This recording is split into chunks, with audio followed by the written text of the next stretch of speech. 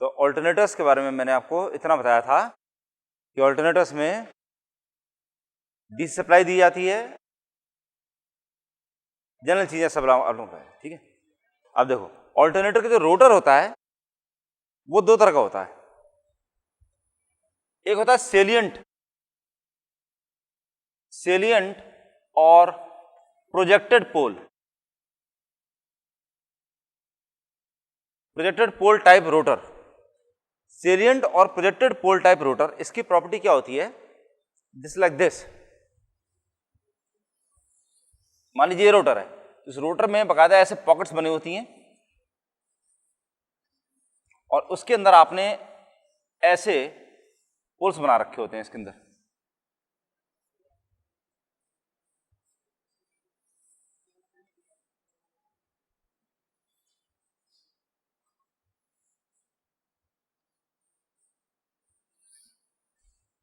Point ये है कि इसमें रोटर के जो पेरिफेरी से ये पोल्स बकायदा प्रोट्रूड करते हुए बाहर निकल के आ रहे हैं, दे आर प्रोजेक्टेड, बाहर निकले हुए हैं।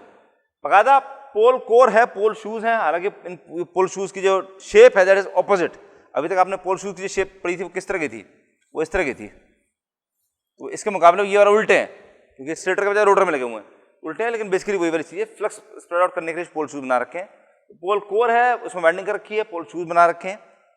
और ये बेसिकली रोटर ऐसा है which is use for low to medium speeds, low rating. मतलब ये है, इसका मतलब ये होगा कि हाई नंबर ऑफ पोल्स।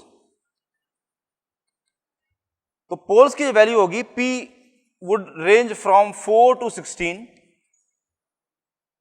तो स्पीड की वैल्यू, NS की वैल्यू कहां से कहां तक की हो जाएगी, 4 में हो गई 1500 और 16 में हो गई 375 आरपीएम तक की इसकी स्पीड होती है।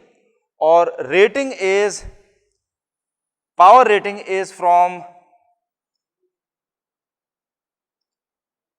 2 अप टू 1000 kV। ये होते हैं सेलिएंट और प्रोजेक्टेड पोल टाइप रोटर्स। दूसरे होते हैं smooth cylindrical.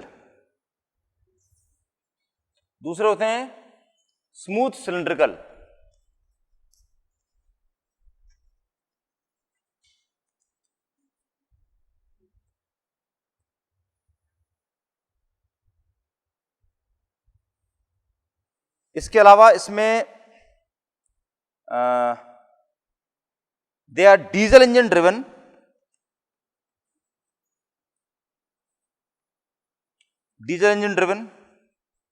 The prime mover जो इसके अंदर होते हैं वो डीजल इंजन लगे होते हैं नॉर्मली। और इसमें they are large dia short axis, इतनी प्रॉपर्टी होती है। इसके अंदर बेसिकली P की जो वैल्यू होती है दैट इज 2, तो NS की वैल्यू होगी 3000। पावर रेटिंग होगी 1000 MVA तक की। Steam turbine is the prime mover. Smaller dia, large axis, long axial length.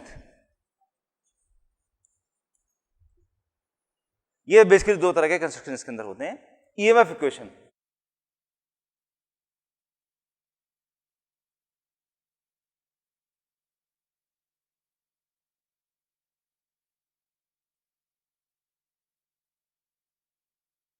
मान लीजिए जो रोटर है, रोटर में यहां से ऐसे 4 पोल लगे हुए हैं, ठीक है। स्मूथ सिलिंड्रिकल रोटर ले लिया है, प्रोजेक्टेड पोल टाइप रोटर नहीं है, स्मूथ सिलिंड्रिकल रोटर है।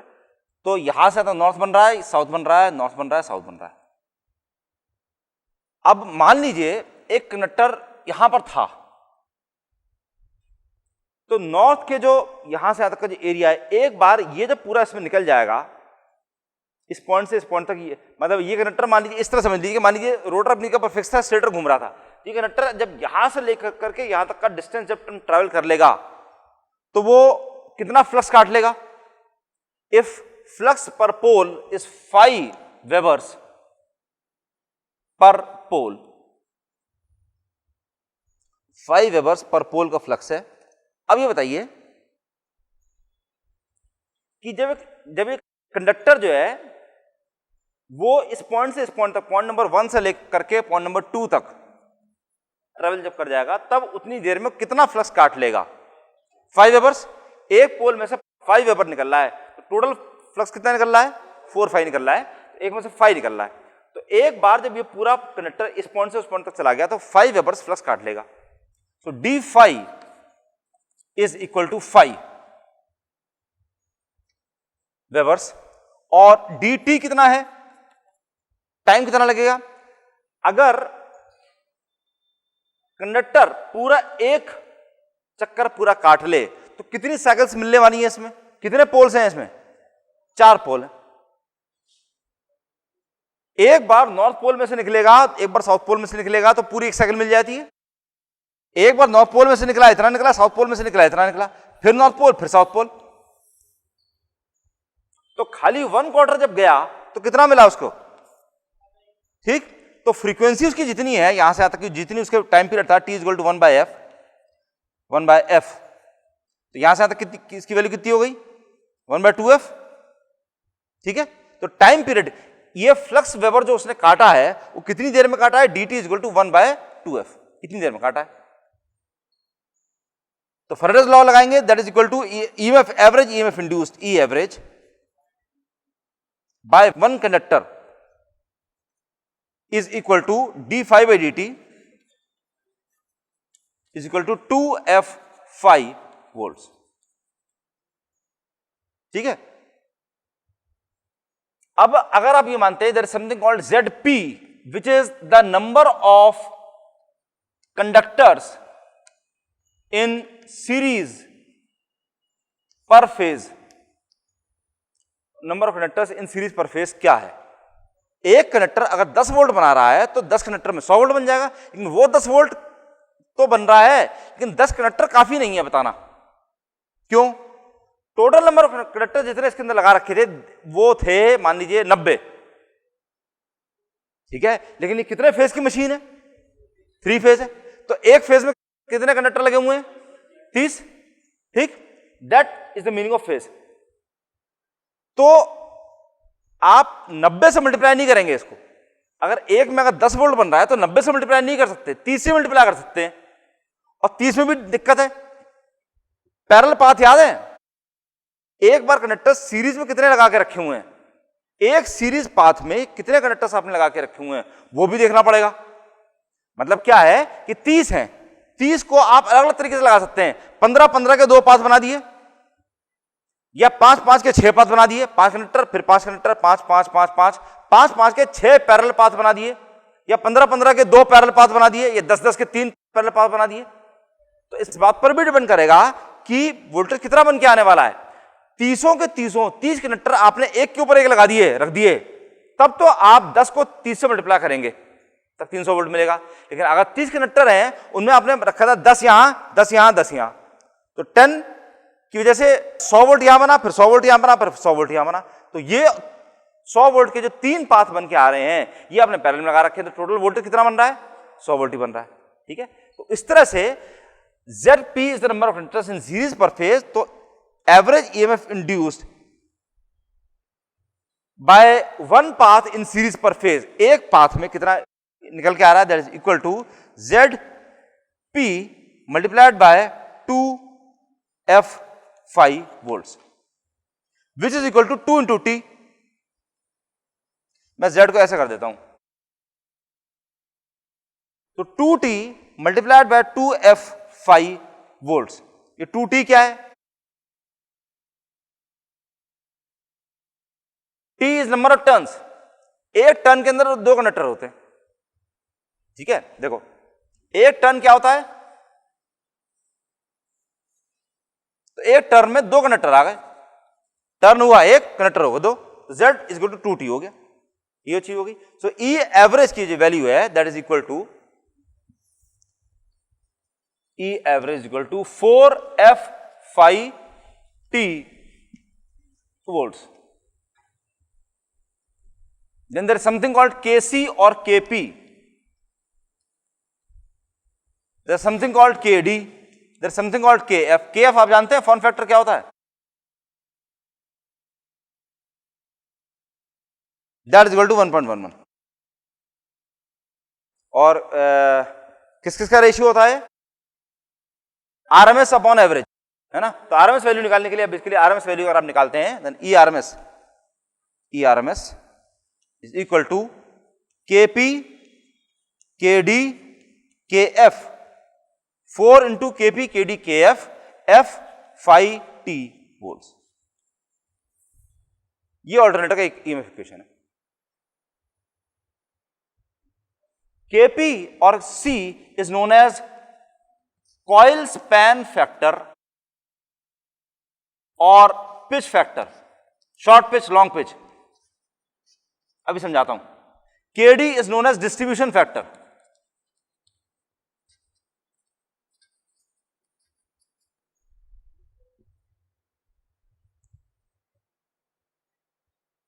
That's all. ERMS की वैल्यू इतनी होगी, ये निकल गया.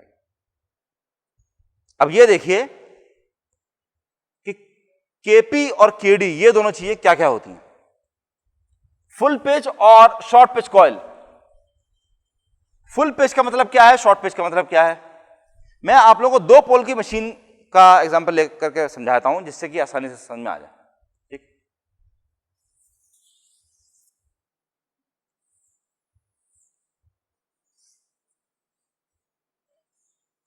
सीधे ऐसा बना दिया रोटर. रोटर जो है सीधे इस तरह बना दिया जिससे आसानी से क्लियर हो जाए. नॉर्थ पोल यहां है, साउथ पोल यहां है. एक कॉइल है. अगर आप पुराना वाला डायग्राम अगर आप याद करें तो क्या होता था डीसी जनरेटर्स में, कॉइल का एक सिरा अगर यहां है तो दूसरा सिरा कहां होता था, यहां. उसी तरीके से आप ये वाला काम भी कर सकते हैं कि इसमें एक कॉइल का अगर एक सिरा अगर यहां आएगा तो दूसरा ऑब्वियसली साउथ पोल पे यहां पर आएगा. एग्जैक्टली. टोटल मान लीजिए इसमें थे 32 स्लॉट, 32 स्लॉट्स थे. तो पहला वाला अगर आपने स्लॉट नंबर 1 में डाला है तो ये वाला किस में डालेंगे? स्लॉट नंबर +1 17 16 +1 होगा ना भाई. 16 जो होगा, 16 स्लॉट जो होगा वो नॉर्थ पोल के लिए होगा, तो 17 से लेकर 33 तक 32 तक वो साउथ पोल के लिए होगा. तो this will come in 17 slot +1 ये ध्यान रखना, इसमें कंफ्यूजन हो जाता है. तो ये 1 में है और 17 में है. इसका मतलब क्या है कि पोल, दोनों जो पोल्स हैं एक बिल्कुल नॉर्थ पोल के इन्फ्लुएंस में तो दूसरा बिल्कुल साउथ पोल के इन्फ्लुएंस में, ऐसे निकल के आ रहा है. ठीक है, लेकिन आप करते क्या है कि मान लीजिए आपने 17 के बजाय इसको डाल दिया 16 नंबर स्लॉट में या 15 नंबर स्लॉट में. 15 मैं दूसरी वैल्यू चूज करता हूं. टोटल 32 स्लॉट्स नहीं थे. कितने नंबर स्लॉट्स थे? 36. क्यों? फॉर ऑब्वियस रीजन, अभी क्लियर हो जाएगा. तो अगर पहला वाला पहले स्लॉट में कनेक्ट, एक कॉइल है, देखो एक कॉइल है, ये रही कॉइल. इस कॉइल का कनेक्टर नंबर ए है, कनेक्टर नंबर बी है. कनेक्टर नंबर ए आपने 1 में डाला, ये रहा ए आपने स्लॉट नंबर 1 में डाला हुआ है. तो बी आप कौन सा नंबर में डालेंगे? 19 में. That's correct. ये डालेंगे आप 19 में, ये रहा बी. अब अगर आप 19 में नहीं डालते और इसके बजाय आप 18 में या 17 में डालते हैं तो कितने डिग्री शॉर्ट हो गया ये जान दो. 1 में डाला और दूसरा 19 में डाला तो 1 से लेके 19 तक में एग्जैक्टली कितने डिग्री का डिफरेंस हो गया? 180 डिग्री का, 180 डिग्री का. अब अगर आपने 19 के बजाय 18 में डाल दिया तो कितने डिग्री शॉर्ट हो गए? 10 डिग्री शॉर्ट हो गया. और 18 के बजाय 17 में डाल दिया तो 20 डिग्री शॉर्ट हो गया. ठीक है, ये इतनी टफ चीज नहीं है जितना लग रहा है देखने में. ठीक है, ध्यान दो. देखो टोटल इसके अंदर 36 स्लॉट है. बड़ा आसान चीज है, सब लोग ध्यान दो. 36 स्लॉट है और टोटल इसमें कितने डिग्री होते हैं एक सर्किल के अंदर? 360 डिग्री. अगर 360 डिग्री है और 36 स्लॉट है तो 2 स्लॉट के बीच में 10 डिग्री का डिफरेंस आ गया. 10 डिग्री, फिर 10 डिग्री, 10 करते हुए 36 बार अगर आप कर दिए तो 360 डिग्री आ जाएगा. क्लियर है? ठीक है, तो 2 स्लॉट के बीच में 10 डिग्री का फर्क हो गया यहां से तक का, बस खाली इतनी चीज.